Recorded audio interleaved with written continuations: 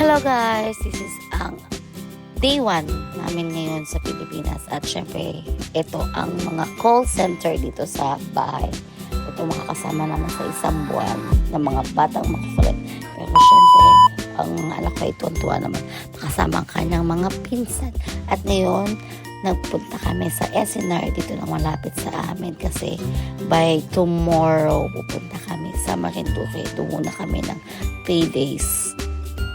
So, kailangan namin mamili ng food at dadalhin namin. Ang SNR pala ay same ng Costco dito sa amin sa Australia. So, wholesaler sila. Kapag pupunta ka sa SNR, kailangan mo ng budget. Basta-basta mamili dito. Kaya talagang mapapamili ka ng marami. At kailangan mong budgetin ang mga kukunin mo. At yan, syempre, kumain na kami ng lunch dito.